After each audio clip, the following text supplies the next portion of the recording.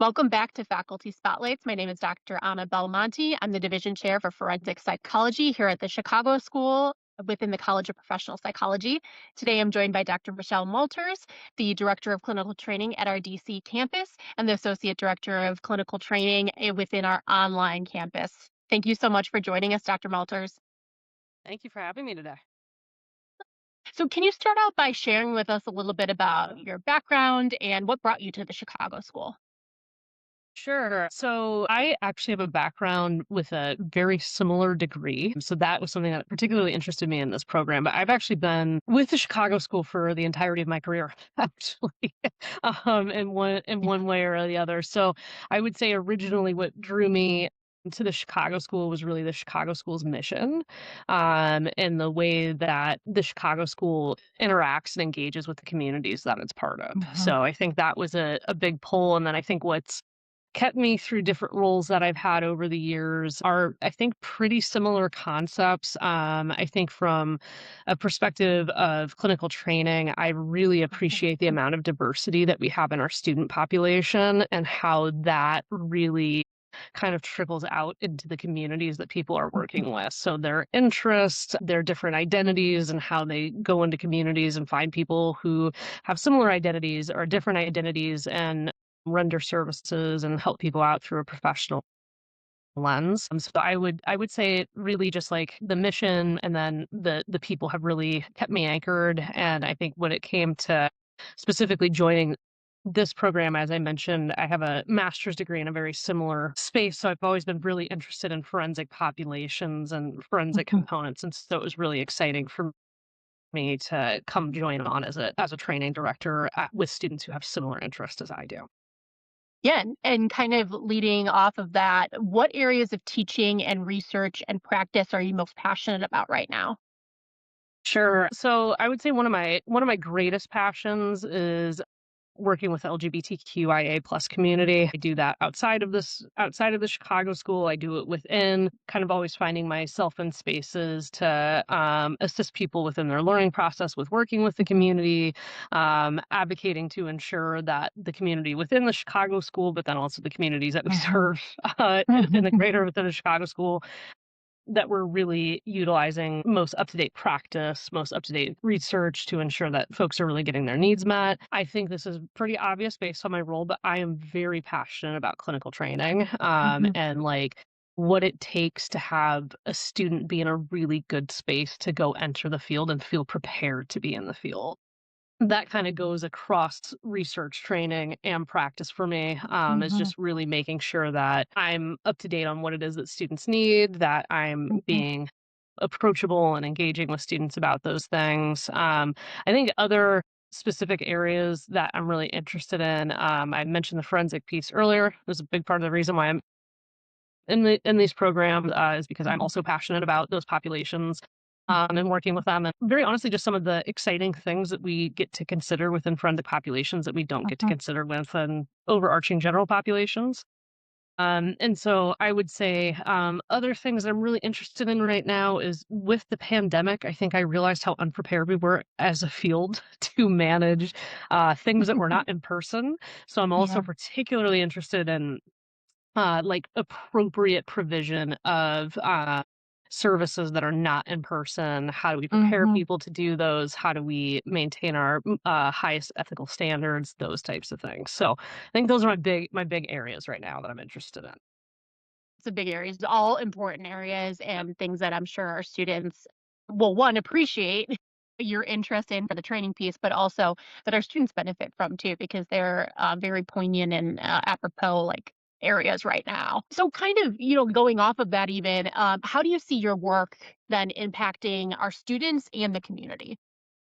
Yeah, so I think that one of my greatest hopes as a professional is that I'm always creating positive impact. And I think the most direct line that I see with that is that, I'm working with students kind of from entrance into the program to Mhm. exit of the program for preparing them to do the basics of getting kind of like their mindset set for starting Mhm. clinical training while they're out of from clinical training, and then kind of facilitating process on their way out as they're moving towards licensure and being a little bit more independent, as a professional rather than as a student.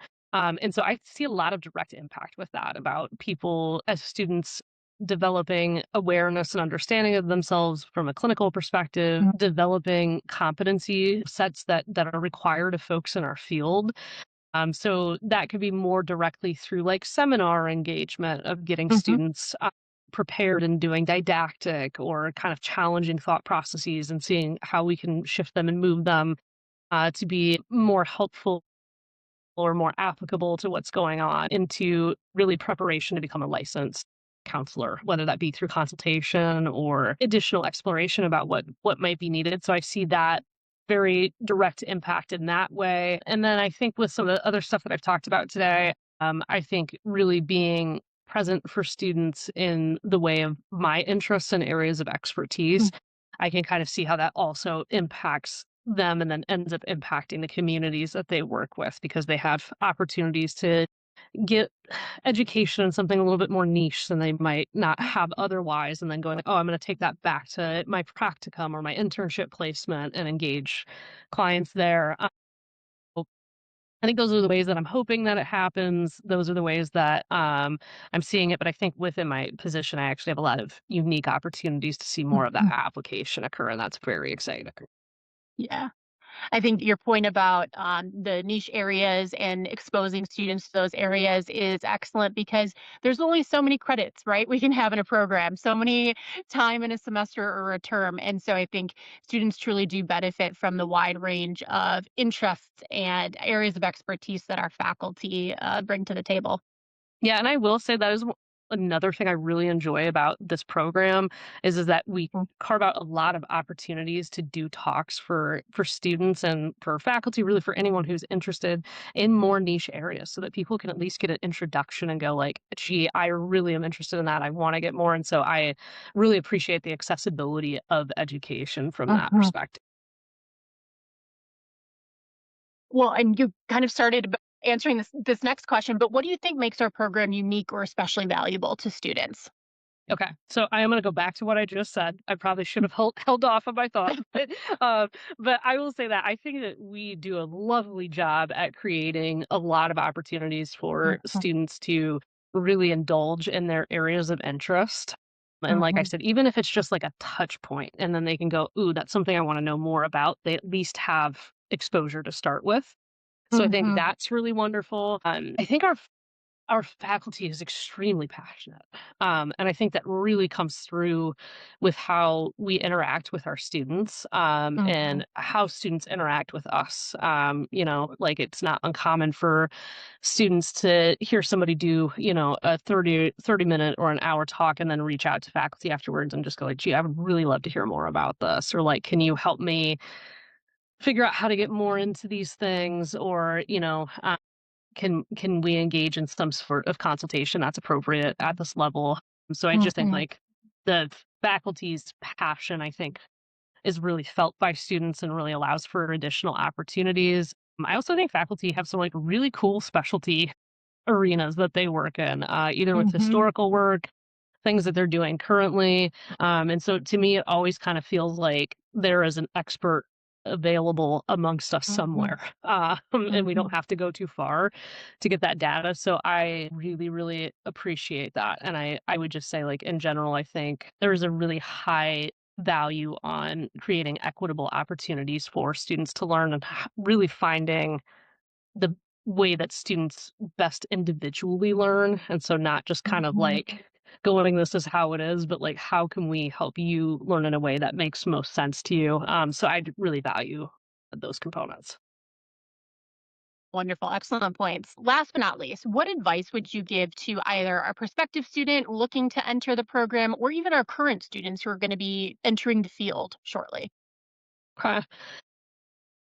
I kind of like have a piece of advice that I don't know how helpful it will be for folks, but I think one thing that I think I'm consistently thinking about as we have policy changes and things like that Mhm. impact the field in totality.